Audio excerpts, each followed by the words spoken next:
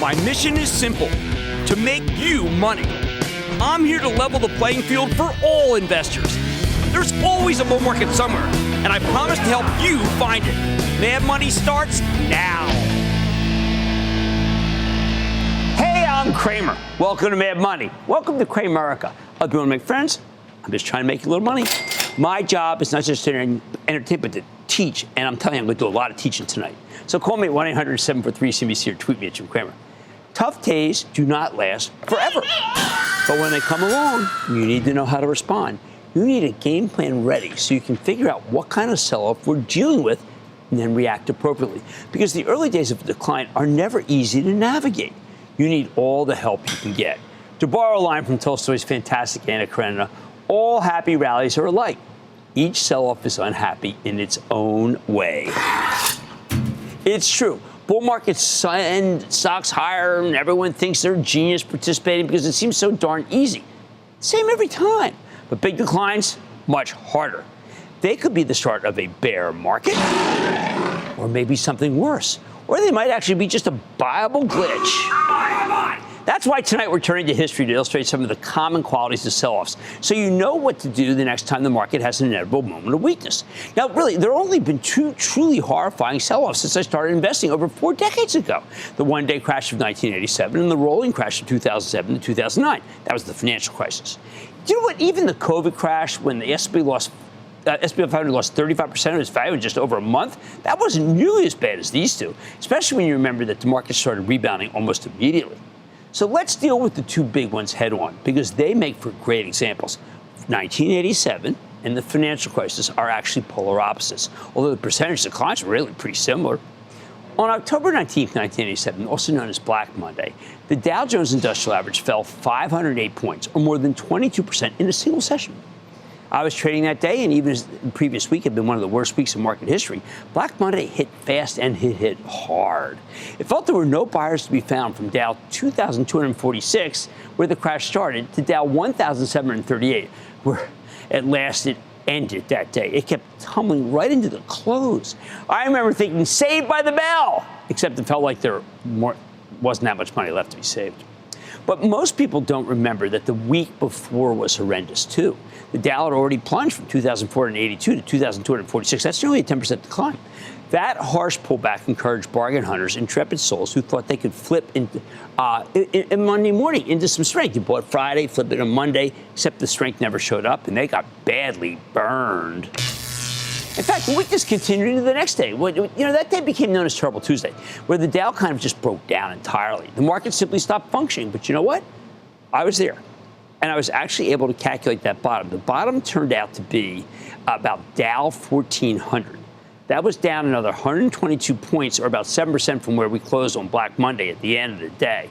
It was all just, I pieced them together one by one. And people didn't think it ever went down below Dow 1600, but they were wrong.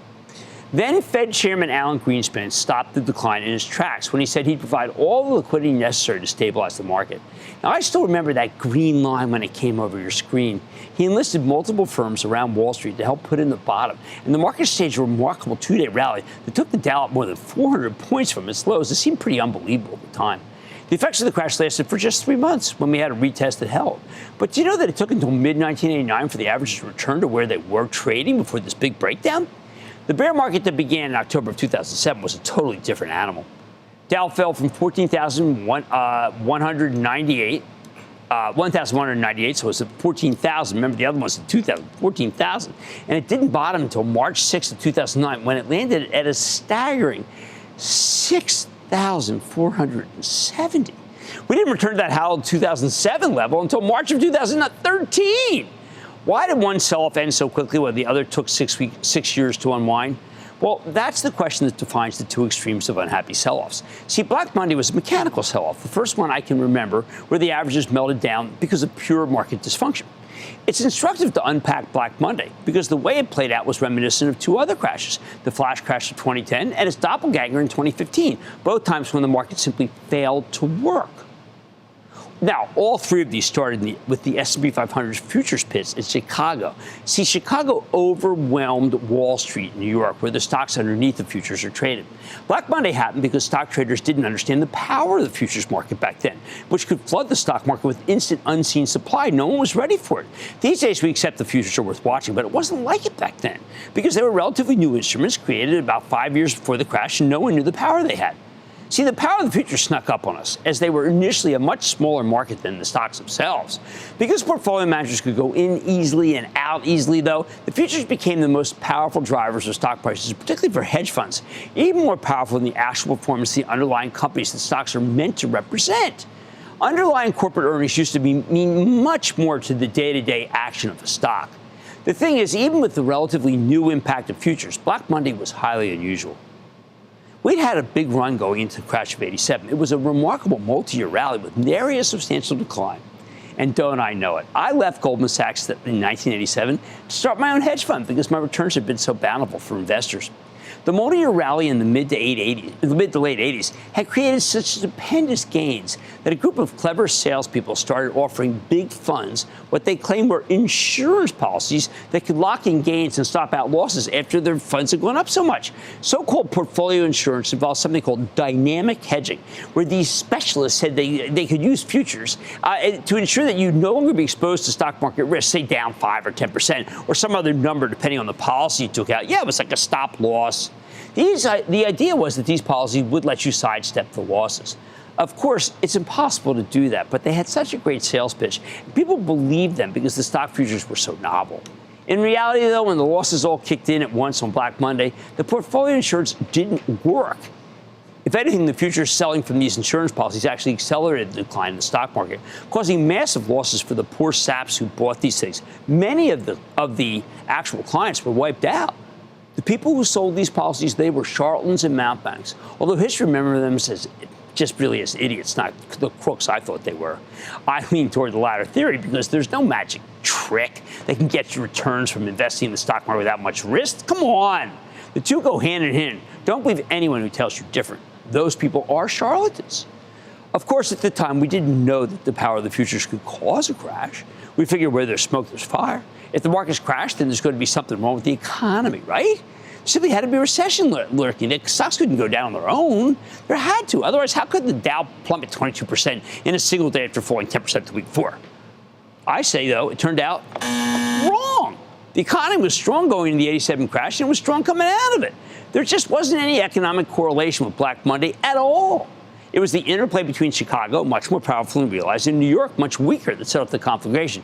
And when the Treasury Department examined what happened that day, it concluded the futures set off immense selling, while some specialist firms on the floor of the exchange and some brokerage houses failed to step up in what's known as stabilize the tape.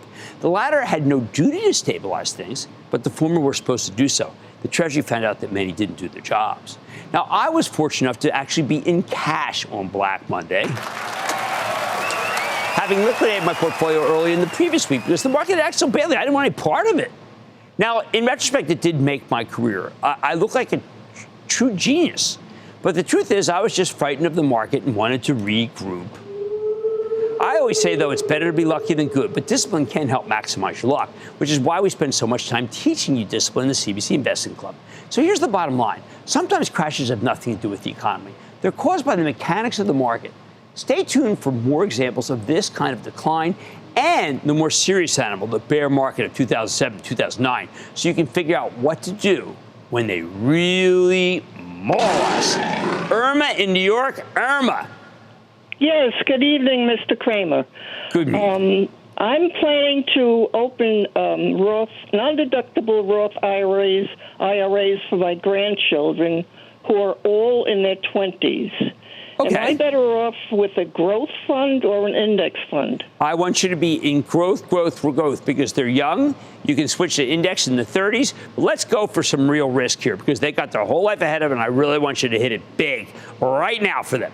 Tony, I am alone in that, but I don't care. I really want risk taken when they're younger. Tony in Florida. Tony. Hey, Jim, I just want to let you know I'm a member from day one and will be a lifetime member. I love you for your thing. What I want to ask you is when we like a stock or love a stock and it reports earnings that are really good, but then for some reason the market buys it down, can we buy it day one, or do we have to use that rule like everybody says, wait 3 days before you buy a stock that goes down? No. You buy it at your prices. You buy a little bit at the beginning, and then, like we teach at the club, you buy it on the way down. We may have a real battle on our hands now. You know we battle in the club, and we've been very successful in most of our battles. Some of them have been tougher. But that's the way you make it so that your battle won't be too hard. Buying it all at once does that, and we don't want that. Tough days don't last forever, people, but when they come along, you need to know how to respond. On Mad Tonight, I'm giving you a crash course in crashes, sell-offs, pullbacks, and big market declines, so you'll be prepared to get the best possible outcome from the worst possible situations. So stay with Cramer.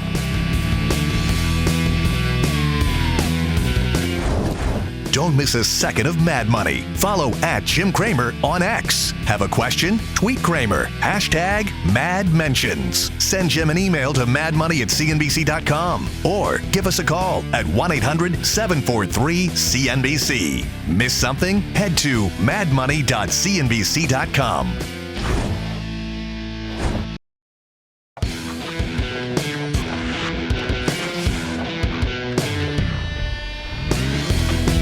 I'm teaching you how to cope with all sorts of declines.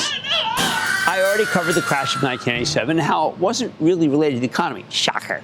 So it made sense to buy stocks when the smoke cleared. 1987 was a rare opportunity that took a little time to reveal itself, but when it did, ooh la la.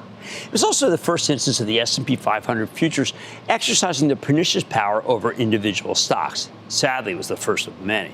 Which brings me to the fabled flash crash of 2010. One of those negative moments that drove away so many investors who never came back to stocks because they didn't know their value could be destroyed so quickly, almost whimsically. Who wants to keep their life savings in instruments that can blow up in the blink of an eye? Look, I don't blame anyone for not wanting to be in after the flash crash. What happened that afternoon? Well, it was pretty much the same deal as Black Monday of 87. The futures overwhelmed the stock market and buyers just walked away, betting that there had to be something substantive behind the destruction, right? Couldn't just be the machines breaking down, for heaven's sakes, could it? The flash crash started at 2:32 p.m. on May 6th of 2010. It lasted for 36 minutes. In that 36 minutes, the Dow fell almost 1,000 points from roughly 10,000 level. Very memorable for me because I had to be on air at the time. Immediately, money managers tried to play the pin in the tail on the sell-off. There were riots in Greece, and maybe this time everyone was focused on Southern Europe, thanks to endless sovereign debt crises. Others pinned it on the newfound weakness in the U.S. economy, of which, for the record, there really wasn't any. Perhaps because I had the benefit of trading on Black Monday, I recognized the flash crash exactly for what it was. Another situation when the machines were breaking as the futures overwhelmed the stocks. It wasn't the fundamentals. We didn't know it at the time, but a gigantic errant sell order caused tremendous fear that spread like wildfire. Many buyers just simply disappeared. They walked away. They didn't wait around and find out what was causing the landslide. It had to be something big, right? They just wanted to get out as fast as possible. Lightning. On air, I called it a phony sell-off because the decline had no basis in economic reality, which made for a tremendous buying opportunity. That is not a real price. It's too bad. The system obviously broke down. We're going to find out that there was a glitch in the tape. The machines failed. And it obviously broke down. It obviously broke down. No, the market didn't work. It broke down. The machines broke down. That's what happened. That's exactly what happened. It had nothing to do with the fundamentals. Just more of this nonsense. While some listened and actually bought stocks on what I had to say, many people simply didn't believe that equities could be that fragile, and they left. It was shocking. In all the years I've been doing this show, I hope I've taught you that stocks are not hard assets. They are subject to all sorts of whims that can reduce their value in a heartbeat, including mechanical issues like we saw during that 36-minute sell-off. They're just not perfect enough, and people think they are. Anyway, the market quickly regained its equilibrium, but not before another round of individual investors left the asset class entirely, and they never came back. Okay, how about August 2015 sell-off, where the Dow fell 1,000 points right at the opening? Now, that one was seemingly related to fears that the Federal Reserve was positioning to raise interest rates right into the teeth of still one more story about the China market collapsing. Hey, China's been collapsing for ages, right? Back then, the Chinese market was the most dominant negative story out there. Kind of, it's always been out there, but the whole economic edifice of the PRC could collapse from too much leverage at any given time. It's been a common refrain. Somehow I find myself on air at all the right times to witness these events. That Friday before the sell-off had been a monstrously ugly day, as a Fed official late in the afternoon had suggested it was time to raise rates despite the Chinese sell-off. It was an aggressive statement that demonstrated a cavalier attitude toward the market's ugly but also fragile mood. Now, when we came in on Monday, August 24th, we heard that there were some very large sell orders in place for major stocks. We weren't ready, though, for the gap downs we saw, where large capitalization stocks were shedding hundreds of billions of dollars of value, many down 20% as the market opened, and we had no ability to tell why. Like the crash of 87 was very tough to see what the real prices were. The confusion was that horrific. It was like trading in the fog of war. Yes, the fog of trading. Some prominent stocks looking at were down 40, 50%. It was indeed crazy town. As the market rolled open, the Dow ended up tallying a decline of about 1,000 points when the smoke cleared at 10 a.m. I and my partners in Squawk on the Street were pretty stymied at the time. I remember turning to David Faber to chat about the meaning of the sell-off. His reaction, I thought, was priceless. I don't.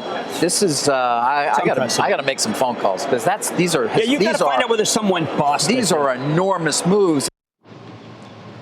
I got to make some phone calls. I mean, I remember when he said, I said, yeah, that's it. I got to make some phone calls. That's how confused we were. That's how wrong we knew it was, but you can't just go out and say it's wrong. Again, we figured there had to be something very bad in the economy. Somebody knew something we didn't. Something mysterious, something otherworldly, something nefarious. Maybe China had actually collapsed. Maybe there was war somewhere. Maybe something occurred in Europe we didn't know about. We had to assume there'd be a good reason for that kind of decline. I was suspicious, though, because some of the hardest hit stocks were the recession-proof names, especially the biotechs, which for some reason declined harder than almost all the rest of the market. Now, that really made no sense. That's exactly what people buy when the economy softens up, for heaven's sake. They are safe havens. Once again, I suggested it was the machines that were causing the problem, that the futures had overwhelmed the stocks and the computers had gone haywire, just like 2010, just like the flash crash. By mid-morning, we learned that was exactly the case, and the stock market then underwent a beautiful metamorphosis into a furious rally, jumping 500 points from the bottom. Strong stomach buyers came in and took advantage of the opportunity. The economy was gaining strength, not losing it, and a thoughtful Federal Reserve wasn't really about to tighten, not with China teetering. It was an excellent time to buy stocks. Buy! Why was there such fear and confusion at the time, both in 2010 and 2015? Why were those mini crashes so frightening? I think investors weren't ready for either flash crash because post-1987, the government had put in what are known as circuit breakers. They were supposed to cool these declines by stopping trading momentarily. But the circuit breakers created a false sense of security that oddly still exists today, even as they failed to work properly on both occasions and did very little to stop the destruction of your nest egg. So please, when you hear talk of circuit breakers protecting you from fast declines, no, don't believe it. Fear can't be legislated or regulated out of the market. It will always be there. There will always be people who react horribly after an initial event, even as that event is mechanical and not truly substantive in nature in any way, shape, or form. Now, there have been many declines worse than the flash crashes of 2010 and 2015. I can think of 3 days during the COVID crash when we were down almost from 7.8% to almost 13% in a single session. But the COVID crash was very straightforward. We knew exactly where the problem was. Government shut down the whole economy to fight a deadly plague. Zero confusion. The flash crashes were different. By the way, if you thought my on-air commentary was useful in 2010 and 2015, and it was, then that's actually kind of a more reason to join the CNBC Investing Club. We show you how to run a portfolio in real time. We take all this stuff into account. In fact, these kinds of moves are never going to go away. As we get further from the last one, I always anticipate the next one. So what's the bottom line here? If you can figure out when a sell-off is caused by the mechanics of the market breaking down, then you might have an incredible buying opportunity. First, though, you have to determine whether the sell-off is related to the fundamentals of the economy or not. If it is, stay tuned. If it isn't, stay tuned anyway. But recognize you have first-class panic on your hands, and nobody ever made a dime panicking. But boy, oh boy, did they coin money taking the other side of the trade. Mad Money's back after the break.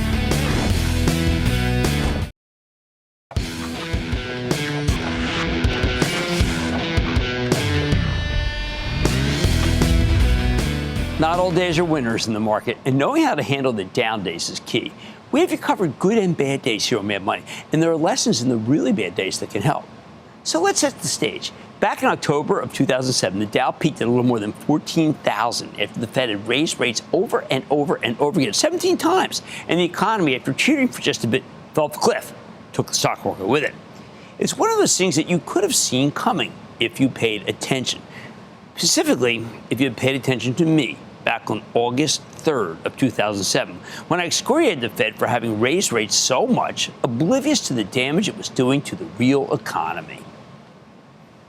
I have talked to the heads of almost every single one of these firms in the last 72 hours, and he has no idea what it's like out there. None! And Bill Poole has no idea what it's like out there. My people have been in this game for 25 years, and they are losing their jobs, and these firms are going to go out of business, and he's nuts. They're nuts. They know nothing. Whew. All right, what did I mean by that? Well, shortly before I came out and set that moment with my old friend Aaron Burnett, I've been talking to the head of a major Wall Street firm about problems in the mortgage market. Pretty much everyone who followed the mortgage market, which is incredibly important to the healthy economy, knew that there were a lot of unsound practices occurring. Still, it was jarring when I was told by this executive that he couldn't believe how many people were beginning to default on their mortgages. Yeah, here's the keys. He talked about how many mortgages of the 2005 vintage, he used a term that I previously only associated with fine wine, just weren't money good. Something that only happened once in our country's history, and that was never supposed to happen again. That's the Great Depression. I was aghast. But you know what? I had a lot of friends at a lot of firms, so I started making a lot of calls. I wanted to see if this 2005 vintage thing was in trouble everywhere. I was ashen when I got off the phone as the problem seemed to be spreading like wildfire. I called mortgage bankers. I called guys who ran major firms. Yeah, that's what I said, my people. Everybody said the same thing. We're in big trouble. And that's why I went off so strongly on my rant. Sadly, the Fed didn't listen, especially this fellow Bill Poole, who at the time was an incredibly important Fed official. He was so sanguine about things that I had to single him out in the rant. Years later, when the Fed's transcripts for that period were released, I found out that my rant was put up, but only as a joke. Soon after my they-know-nothing rant, we had a series of horrendous defaults of large banks and savings and loans, some of which were thought to be too big to fail and failed anyway, including the largest savings and loan and two of the largest and most fabled brokerage houses. I did my best to try to get people out, even went on the Today Show to urge anyone who needed money near term to take it out of the stock market before it was all lost. For investors, what is your advice today? Whatever money you may need for the next 5 years, please take it out of the stock market right now. Very dramatic statement for savers. I thought about this all weekend. Yeah? I did not want to say these things on TV. Mm-hmm. Well, sure enough, the market fell another 40% before it bottomed. It's a good call. Now, if you bought any time from when the stock market peaked at 14,000 until it was cut more than half by March 9th of 2009, you lost a fortune. Probably never came back in stocks, probably gave up. So how do you know to avoid buying this kind of dip? How do you tell the difference between that lead up to the financial crisis and a sell-off that's a buying opportunity like Black Monday in 1987? Well, first you have to ask yourself about the state of the economy. Is business really getting crushed? Is employment falling off and falling off hard? Is the Fed standing pat or even raising rates when there are real signs of cracks, like major firms going under and big companies unable to pay their bills? Are there actual runs of multiple financial institutions around the country, not just in one area? If the answer is yes, then you have a decline that could be joined at the hip with the real economy, one that has true systemic risk. That's the term, meaning that the entire country could collapse. That's how it was during the financial crisis. It's why I got so angry when people say, hey, this is going to be like, I get angry every time. Oh, it's going to be as bad as 2007, 2009. When there's, of course, nothing like that occurring. Because, like I said, only twice in 80 years has it occurred. Even the COVID recession wasn't as bad because the moment we got a viable vaccine, everything immediately roared back to normal. We heard about systemic risk when some of the regional banks went under in 2023, but within a few months, we were over it. So if you're worried about systemic risk, the odds are you're worrying too much. Second, you want to know if there's anything in place that can actually save the economy or turn it around. That's important, too.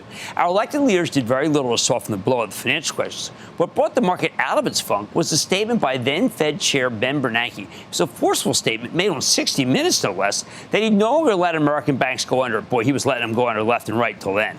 We had watched. The Fed was just sitting on its hands. But the moment Bernanke decided that something needed to be done, the stock market bottomed. Were there ways to spot the bottom? I got a couple of signs that can help. There's a proprietary oscillator I watch and I rely on it very heavily for the CNBC Investing Club. It's a paid subscription product, measures buying or selling pressure. When you get a -5, that indicates there's most likely too much selling. Hey, when you get a -10, well, you got to do some buying, even if everything seems horrible. We were getting signals that things were much worse than that near the bottom in 2009. Another way to look at it, I got one. I like to see who's been pessimistic or concerned about stocks, but is reluctant to say anything positive, who then changes his tune. The best example of that kind, of that big switch, came from the late, great Mark Haynes, who had this to say back then. I'm going to step out on a limb here. This is the big, hold on, everyone. We've been waiting for this. I think we're at a bottom. I really do. I think we're going to have a rally. There we go. Man unafraid to make a call. And well, I don't know whether it's going to be a bear market rally, but I think, in other words, I think today this is for real. Man, what a call. Look at that. March 10th of 2009. The day after Bernanke was on 60 Minutes. Just a huge contrarian call from someone who hadn't been willing to make one until that moment. Best call I've ever seen. Now, it certainly made a ton of sense to sell when I said to sell in October of 2008. But before you say to yourself, what happens if no one warns you again the next time? Well, you know what? I got some good news for you. It's a little sobering, but it's good news. If you waited long enough, 6 years to be exact, you actually did get back to where you were before the bear market began. All right, 6 years. But if you sat tight in the worst market in living memory, you eventually got back to even and went on to make a killing. Yes, it would have been better to take something off the table in 2008, like I told you to, but a lot of people struggled to get back in at a lower level because they got burned out of the whole asset class. They did worse than the ones who simply sat tight. So here's the bottom line. The financial crisis gave us a once-in-a-lifetime bear market with true systemic risk. But that's the exception, not the rule. Let's take questions. Let's go to Stackwell in Washington. Stackwell. But booyah, Jim. What's going on, Stackwell, man? I don't know. Having a cup of water right now. What's going on with you? Oh, man, I'm trying to have a cup of water. We got a lot of bad weather out here, man. We're trying to get it together.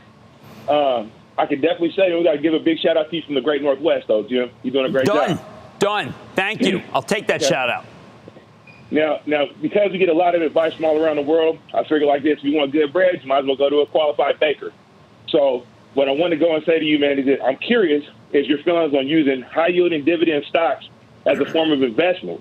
Because the reason I'm asking is I like to know that if you feel they're too risky or if they cut dividends down or lose market value, are you going to be hit? And if you do agree, is there a barbell approach, or can we take a balance in our portfolio in a certain way that you feel? Stackwell, I love it. Now, I don't want to reach. I don't want dividends that are so high yielding that something's fishy. What I want are very solid companies with good balance sheets that pay dividends that we reinvest constantly. That is nirvana for me, and that's the way I would love to invest if I could own individual stocks. The 2008 financial crisis gave us a once-in-a-lifetime bear market with true systemic risk. But you have to remember, that's the exception, not the rule. Much more Mad Money ahead in this special show. I'm giving you a flash crash survival guide with some takeaways from the crashes of 2010 and 2015 and the best ways to profit from market pullbacks. Then I'm answering all your birdie questions with my colleague Jeff Marks. So stay with Cramer.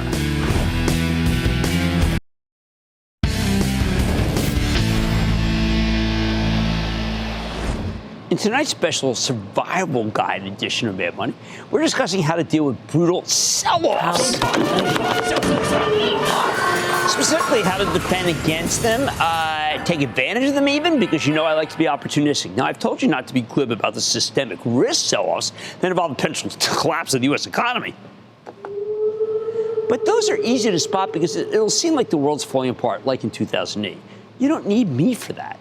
But now I want to help you game out the other less dangerous kind of crash, the mechanical kind caused by a broken market in a healthy economy. Now, the best way to deal with these sudden declines is to recognize that there's a bottoming process, one you can spot. So what should you do? I have a solution that has worked in even the toughest of times. I like to look at something I call the accidental high yielders. I actually call them AHYs on this show.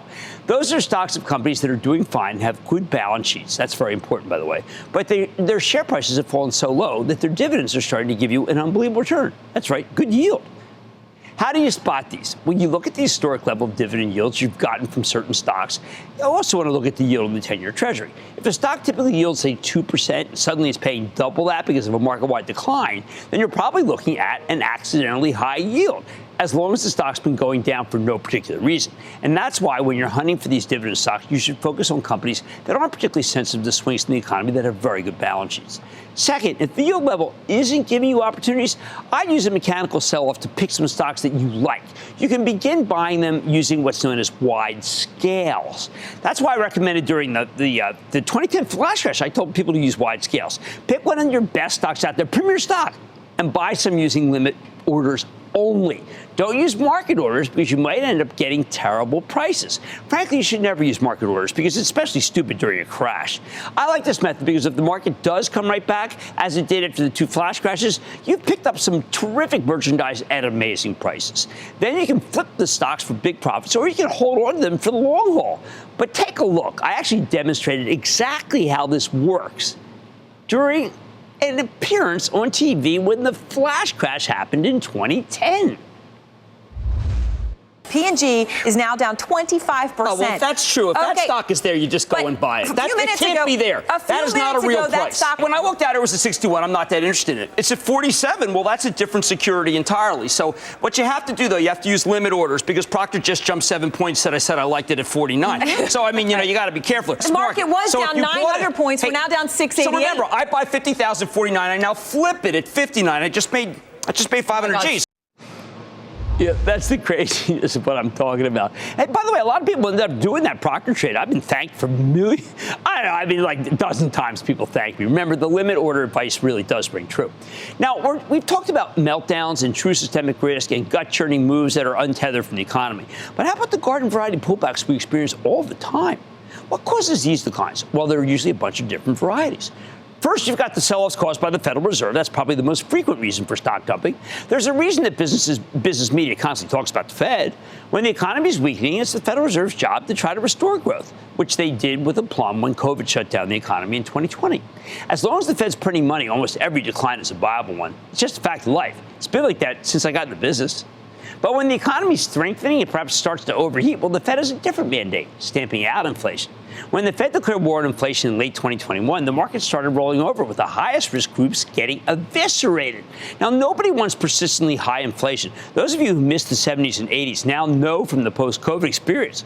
But we also don't want the Fed to break the economy like it did when it raised rates 17 straight times in lockstep going into the Great Recession. It caused the Great Recession. Now, there are plenty of times when the Fed's tightening, but the stock market didn't get crushed because the economy didn't get crushed. And that's how we got the incredible bull market in the first half of 2023.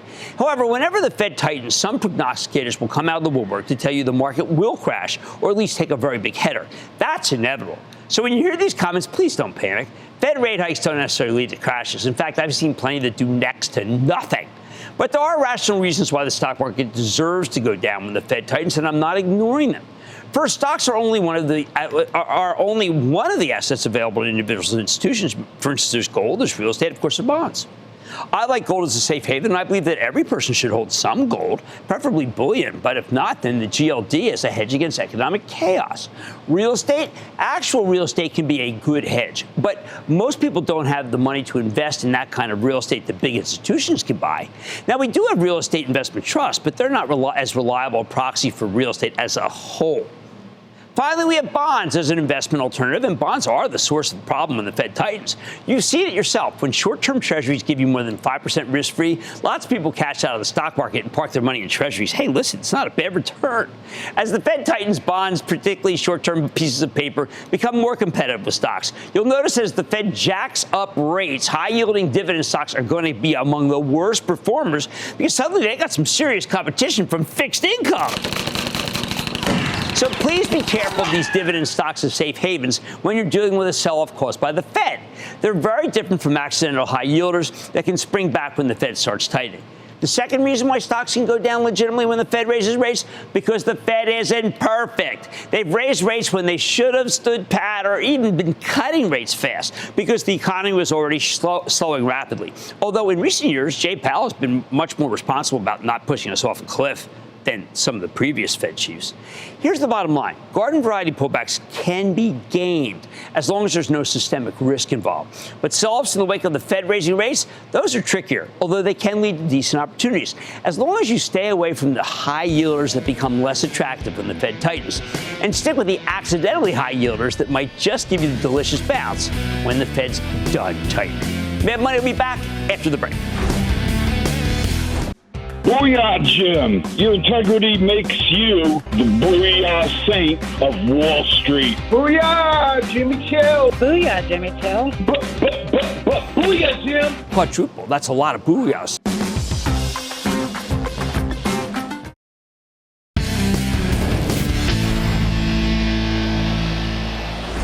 Tonight, we're talking sell-offs. Specifically during this block, what causes garden variety pullbacks. Many times the problem is indeed the Fed, as I mentioned before the break, but sometimes there are other issues that are driving the carnage. For starters, there's the issue of margin. As a former hedge fund guy, I'm well aware that there are many times when money managers borrow more cash than they should. So when the stock market goes down, they don't have the capital to meet the margin clerk's demands. These kinds of margin-induced declines have repeatedly happened, including, say, February of 2018. That was a good one, when funds that had borrowed money to bet against stock market volatility, the so-called VIX, got their heads handed to them. They were short the VIX, betting the market would remain calm, stupid, and at the same time, they bought the S&P 500 using borrowed money. Again, real stupid. When the stock market fell, these managers were forced to dump their S&P 500 positions. They had to raise capital and unwind their trades. There were so many managers doing this at once that their selling ended up causing some severe market-wide losses. Sell. These margin-induced breakdowns often occur after the market's down for several days in a row. That's why I'm often reluctant to tell you to be aggressive in the first few days of a big decline, because there will always be margin clerks against these managers, who buy stock with borrowed money, and it doesn't happen immediately. They have to keep chopping. How do you spot these margin call-driven declines? You know what? I use the clock. Margin clerks don't want their firms to be on the hook for overstretched individuals, or for hedge funds. They want to get out before the night. So margin clerks demand the collateral be put up, raise some cash, or they sell you out of your positions without your say-so. I always consider the margin clerk the butcher, and the butchering occurs between 1 and 2 o'clock. If the selling runs its course by 2:45 p.m., yes, I find it's actually that specific, then I think you have a decent chance to start buying safety stocks, the kinds of stocks that tend not to need the economy to be strong, to advance, like the health cares. You might also want to buy the secular growth plays that work in any environment, mega cap stocks. I talk about them all the time, especially to members of the CNBC Investing Club, because we like to own the best ones for the Charitable Trust. What else can create viable opportunities? Sell-offs from overseas. I cannot tell you how often I've heard commentators who scare the bejesus out of us because of imported worries, say, from Greece or Cyprus, Turkey, Venezuela, Mexico, countless other places. I always tell you to ask yourself, do any of these woes truly impact the stocks of the American companies in your portfolio? Do they really make you want to pay dramatically less for an individual U.S. stock? Usually the answer is no. Unfortunately, though, you can't just start buying stocks hand over fist into an overseas-driven sell-off. You should always assume there are people who don't understand how unimportant these worries are in the vast scheme of things. And, of course, those people are going to panic and sell after you would have thought they would have known better. That's why these international declines often last for 3 days. Again, the best way to figure out if they're done is to watch the clock, as the sellers usually need to be margined out against their will if there's going to be a bottom. Another kind of sell-off, the IPO-related decline. Remember, at the end of the day, stock markets are markets first and foremost, and markets are controlled by supply and demand. So if the bankers start rolling out lots of new IPOs and then these companies sell more shares via secondary offerings, you could end up in a situation where there's just much too much supply and not enough demand. And by the way, we saw this near the end of 2021, after we've been drowned under the weight of 600-odd IPOs and SPAC deals. Oh, man! House of Pain. Don't buy. My suggestion, avoid the blast zone, the area where most of the new IPOs are concentrated, and focus on the stocks that are down due to collateral damage, especially ones with yield protection. Sometimes we get declines triggered by multiple simultaneous earnings shortfalls. Oh, you got to be real nimble with these. If you want to buy stocks after an earnings-induced pullback, isolate the sectors where the shortfalls are occurring and avoid them like the plague. There's no reason to stick your neck out here. Instead, buy unrelated stocks that have been hit by the much broader selling via the S&P 500 futures. Then there's the trickiest kind of risk, one that's truly Tolstoy-esque, political risk. I often find this risk tremendously overblown, whether it's because of strife between parties or trade policies or even all-out war risk. I am not a political guy, and I hate talking about this stuff on air and off air. But with every stock you own, you need to ask, does this company have direct earnings risk when it comes to Washington? If not, then you've got nothing to worry about. However, if you own something that's directly impacted by, say, a trade dispute with China or a government shutdown, well, it could turn into a house of pain. I know political risk is enticingly negative because, well, there are so many pundits everywhere wading in and giving you 2 cents. I think these guys want to scare you. My suggestion, tune it all out, please. Instead, look for companies that have nothing to do with the political fray, even as their stocks may be brought down by it. Like we see every time there's a debt ceiling standoff. I can't tell you how many times since 1979 I've seen politics used as a reason to sell stocks. Now, look, they may be a reason to sell some stocks, but rarely has anything in Washington been enough to sell everything. Here's the bottom line. There are all sorts of sell-offs, but unless they involve systemic risk, which is increasingly rare, like in 2007, 2009, they're going to prove to be buying opportunities long-term. You just need to recognize what's driving the decline. Note the signs that it might be subsiding, and then take action to buy, not sell, and never to panic. Stick with Cramer.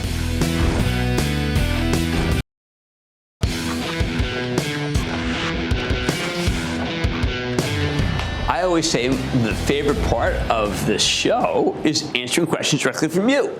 And so tonight I'm bringing in Jeff Marks, my portfolio analyst and partner in crime, to help me answer some of your most burning questions. For those of you who are part of the investing club, which of course I want you to be, he'll need no introduction. For those of you who aren't members, though, I hope you will be soon. I would say that Jeff's insight and our back and forth helped me to do a great job for all Mad Money viewers and, more importantly, members of the club. So if you like this, be sure to join the club. First up, we're taking a question from Peter, who asks, as a younger investor that is able to add funds to the market biweekly when paid, and the trust having a set amount of funds, how do you recommend putting your new money into work? Well, frankly, Jeff, as you know, it doesn't really matter that we have a set number of funds. I always remember when my late father would look at the list and say, listen, I'm not going to buy all these, which he was never supposed to. I'm going to pick 6 of my favorites. My suggestion is that each time, every 2 weeks, pick 6 of your favorites. Stick with the 6 if you want to, but invest. And if it's down, invest. And if it's up, invest. Don't miss it. That's the way I would do it. Next up, we have a question from Michelle in California, who asks, how do you know when to break your cost basis? Discipline always trumps conviction. We almost never do this. When we do it, and we've done it sometimes, say for Magnificent 7 stock is what we call them, what's happened is that those are really the only ones you can do it because they come down a lot. When they come down a lot, you want to buy it. We've had stocks that have come down, then come up, and then when the market got oversold, we feel tempted, but we do it very rarely. Yeah, I would say general rule of thumb, if the stock is down, call it 10% from a level, but the story has actually gotten better and the stock is down just due to, market forces. Right. That would be a good time to violate. If it goes up and then it goes down less and you want to be able to be in there, it is true. That is something that you can do. We don't do it very often. Now we're going over to one of your mad mentions. This is one from the Blues Rock who says, Jim, are you sure you're not a fellow Italian? The best sauce, not gravy, starts with those tomato jars. So let's eat.